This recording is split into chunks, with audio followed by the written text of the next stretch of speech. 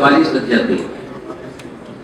दफा 144 में हम लोग असला सरेंडर करके घर पे रख देते हैं और ये निकलते ही नहीं है कि हमें पता नहीं होता, हम सुबह असला लेके निकले तो शाम तक दफा 144 लग जाएगी, तो वापसी में हम ही पुलिस वाले और रेंजर्स वाले तंग करेंगे और 4 घंटे बिठा लेंगे। ठीक है, तो बात यह है कि ये दफा 144 मेरे हिसाब से बिजनेसमैन को रेड कार्ड, कोई ग्रीन कार्ड, कोई ब्लू कार्ड ऐसा मिलना चाहिए कि जब वो टैक्स पेयर है तो वो अपने पैसे की हिफाजत के लिए वो अपना असला कैरी करके जा सके। जब वही दिन जो 144 लगी हुई होती है और हमारे पास असला नहीं होता, उसी दिन आपकी वारदातें आप काउंट कर लेंगे ज्यादा होती है। क्यों? क्योंकि उनके पास असले की गुंजाइश ज्यादा हो जाती है, उनको पता होता है कि सामने वाले के पास असला नहीं होगा। अब हर कोई तो गार्ड अफोर्ड नहीं कर सकता, कोई गार्ड रखना भी नहीं चाहता, कोई प्राइवेसी डिस्टर्ब नहीं करना चाहता। बात यह है कि अगर हम बाकी इस चीज़ को चाहते हैं कि ये चीज़ जो है वो काउंटर हो, तो हमें बिजनेसमैन को ट्रीट करना होगा एक बिल्कुल डिफरेंट अंदाज। आप बांग्लादेश की मिसाल ले लीजिए। बांग्लादेश के अंदर आपकी एक्सपोर्ट की गाड़ी जा रही होती है तो उस वक्त प्रोटेस्ट हो जाता है और एक्सपोर्ट की गाड़ी को जगह दिया जाता है। हमारी एक्सपोर्टर को क्या बेनिफिट दिया जाता है?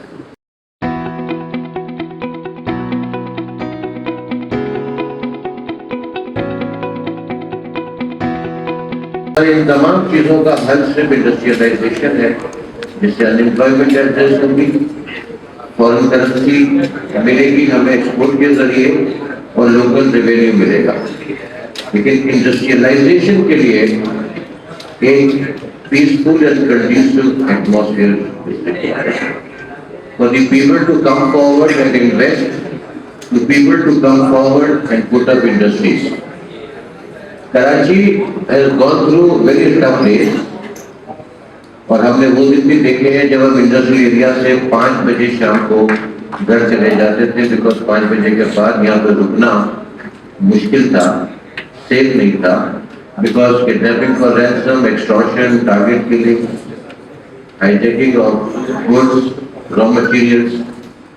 कुछ हालात बहुत बेहतर हुए कराची ऑपरेशन के बाद, जिसमें मैं सलाम पेश करता हूँ पाकिस्तान आर्मी, पाकिस्तान रेंजर्स और पुलिस के जवानों का, जिन्होंने शहादतें पेश की इस कराची के अमन के लिए।